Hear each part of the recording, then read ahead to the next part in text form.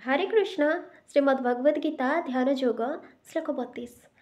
आत्मौपमेन सर्वत्र समं पश्यति अर्जुन सुखं वा यदि वा दुःखं सोयोगी परमो मतः। हे अर्जुन, जो जोगी प्राणी मानकर सुख दुखरे निज आत्मा भली सेमानंकु समान देखे से श्रेष्ठ जोगी अटे। जे कृष्ण चेतनाशील से वास्तव जोगी अटे। से निजर आत्मानुभूति बल समस्त सुख दुख कथा जानीपे। जीव कृष्ण सहित थिबा तार संपर्क को भूलीगले दुख पाए। श्रीकृष्ण मानवर समस्त कर्म फलर परम भोक्ता अटंती। यही कथा जानिले मनुष्य सुखी हुए। समग्र पृथ्वी ग्रह उपग्रह आदि समस्त लोकर मालिक होउछन्ति से स्वयं श्रीकृष्ण, जे प्रकृत जोगी समस्तंकर से परम बंधु अटे। जीव कहीं दुख अनुभव करुछि से ताहा जानी थाए।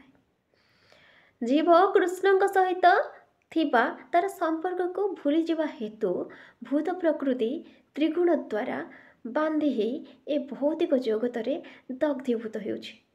जे कृष्ण चेतनाशील से सुखी, कारण से सर्वत्र कृष्णोपदेश बांटिबारे चेष्टा करे एवं जे प्रकृत जोगी से यह जानती।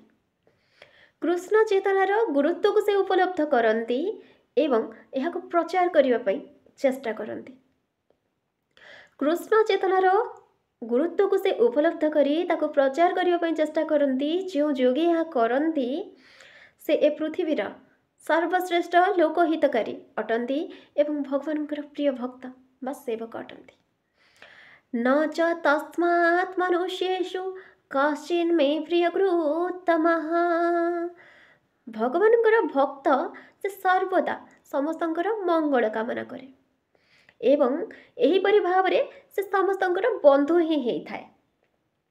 से होउछन्ति सर्वोत्तम जोगी, कारण से निजर व्यक्तिगत सुख सुविधा निमित्त योग सिद्धि कामना करती नहीं।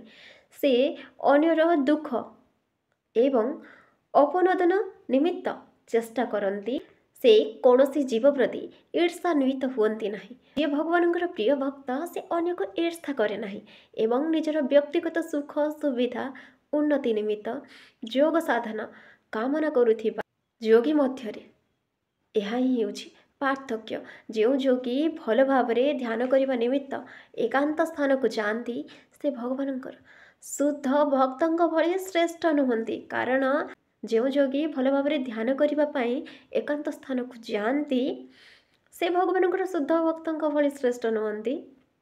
कारण भक्त समस्त को कृष्ण चेतनाशील करने यथा योग्य चेष्टा करती। आते बेले अन्यर कल्याण व्यतीत निजर व्यक्तिगत स्वार्थ को गुरुत्व दिया जाए से वास्तव जोगी न। हरे कृष्ण।